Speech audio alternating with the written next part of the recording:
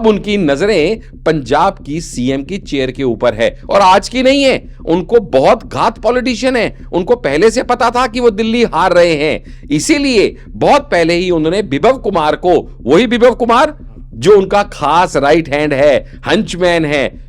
वही बिप्लब कुमार को उन्होंने पहले ही पंजाब में भेज दिया और भगवत मान के वहां पे लगवा दिया, टॉप पोस्ट पे लगवा दिया, मिनिस्ट्री में लगवा दिया, ताकि वो अंदर ही अंदर भगवत मान की जड़ें खोदना शुरू कर दे, लोगों को डराना, धमकाना, बहकाना, फुसलाना सब शुरू कर दे, ताकि जिस दिन चाहे अरविंद केजरीवाल वहां के विधायक दल की बैठक बुलाएं और मेजॉरिटी वोट लेते हुए खुद पंजाब के सीएम बन जाएं और भगवत मान को टाटा मान, तेरा मान अब हम नहीं करेंगे। अरविंद केजरीवाल तो तू कौन मैं खामखा, पराई शादी में अब्दुल्ला दीवाना, ये एक पावर टसल थी जिसमें उसने आतिशी को भी ठेंगा दिखाया कि भाई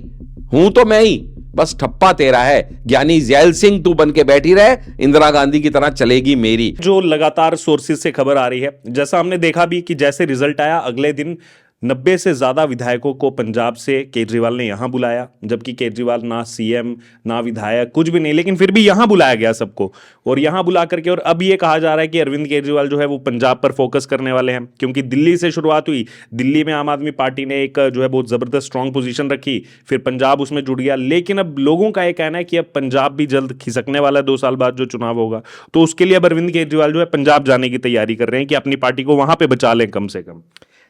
देखिएगा, यहां पे क्या कहूं मैं, ये एक पावर टसल है। पावर टसल ये है कि अरविंद केजरीवाल शुरू से आम आदमी पार्टी के सर्वोसर्वा रहने के प्रयास में रहे हैं, इसीलिए उन्होंने चाहे अन्ना हजारे हो, चाहे किरण बेदी हो, चाहे कुमार विश्वास हो, जितने पुराने उनके साथी थे, कपिल मिश्रा से लेके एक एक करके शाजिया इल्मी से, सबको उन्होंने साइड कर दिया, सिर्फ इसलिए कि जैसे हम कांग्रेस में भी देखते हैं ना कि किसी भी युवा नेता का कद अगर बढ़ने लगे और वो पोटेंशियल थ्रेट बन जाए राहुल गांधी के लिए, उसको एलिमिनेट कर दिया जाता है। ठीक वही फिलॉसफी और वर्किंग स्टाइल से अरविंद केजरीवाल ने भी अपनी तरफ बढ़ते हुए हर खतरे को निपटा दिया, मिटा दिया, पहली बात। दूसरी बात, उनको जो आदतें पड़ चुकी हैं, अब जो दिल्ली के सीएम बन के या पूर्व सीएम बनने के बाद भी कहते रस्सी जल गई पर बल नहीं गया, वरना आप सोचिएगा कभी ऐसा हुआ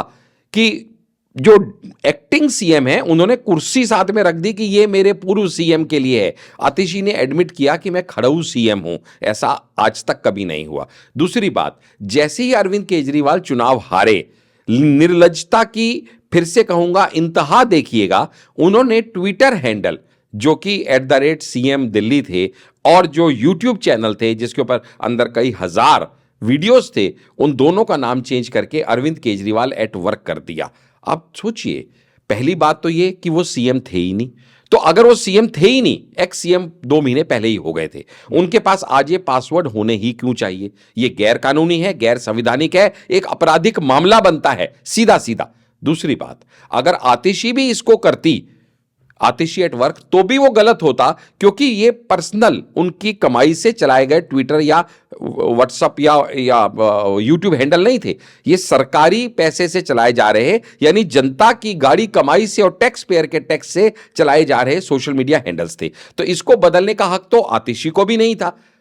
तो लेकिन अरविंद केजरीवाल तो तू कौन मैं खामखा, पराई शादी में अब्दुल्ला दीवाना, ये एक पावर टसल थी जिसमें उसने आतिशी को भी ठेंगा दिखाया कि भाई हूं तो मैं ही, बस ठप्पा तेरा है, ज्ञानी जैल सिंह तू बन के बैठी रहे, इंदिरा गांधी की तरह चलेगी मेरी। तो अब देखिएगा, मैं बार बार कांग्रेस और आपको इसलिए एक साथ लेके आता हूं कि आपके व्यूअर्स को वो कंट्रास्ट और सिमिलैरिटी दिख जाए कि दोनों की कथनी और करनी कैसे एक जैसी है, ये रिश्ता क्या कहलाता है, ये कोई इत्तेफाक तो नहीं हो सकता कि दोनों का वर्किंग स्टाइल एक ही है। अगली बात समझिएगा, अब एक आदमी को मान लीजिएगा, एक नेशनल कन्वीनर होने के नाते उन्होंने बात करनी है अपने विधायकों से या अपने चीफ मिनिस्टर से, मैं पंजाब की बात कर रहा हूं, तो अरविंद केजरीवाल आज भी नेशनल कन्वीनर हैं। अभी खुद तर्क संगत सोचिए, एक आदमी का फ्लाइट पे पंजाब जाना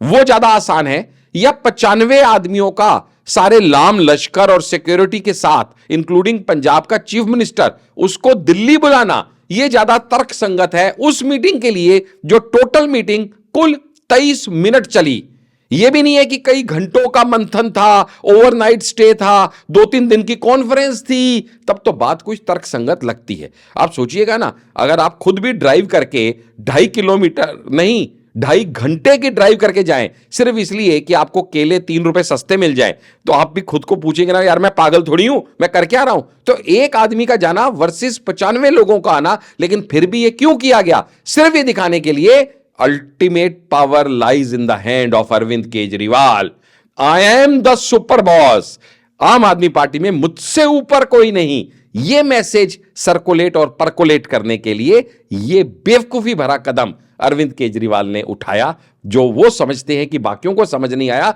पर हम सब समझ रहे हैं कि खिसियानी बिल्ली खंबा नोचे। अब उनकी नजरें पंजाब की सीएम की चेयर के ऊपर है, और आज की नहीं है। उनको बहुत घात पॉलिटिशियन है, उनको पहले से पता था कि वो दिल्ली हार रहे हैं, इसीलिए बहुत पहले ही उन्होंने बिप्लब कुमार को, वही बिप्लब कुमार जो उनका खास राइट हैंड है, हंचमैन है,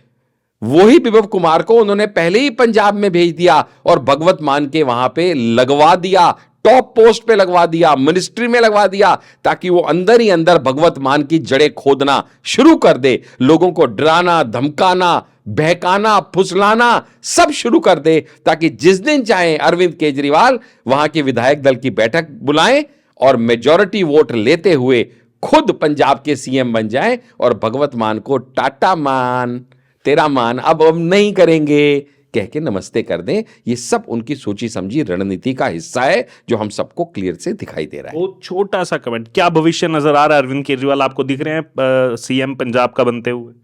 देखिएगा, मैं ये कहूंगा कि सीएम बनने की उनकी मंशा तो है। अगर मंशा की बात करूं तो उनकी मंशा तो इतनी गिरी हुई है कि ये वही अरविंद केजरीवाल हैं जो कुमार विश्वास ने खुलासा किया था, जो कहते थे या तो मैं दिल्ली का सीएम बनूंगा या अलग राज्य नहीं, अलग कंट्री पंजाब का पीएम बनूंगा।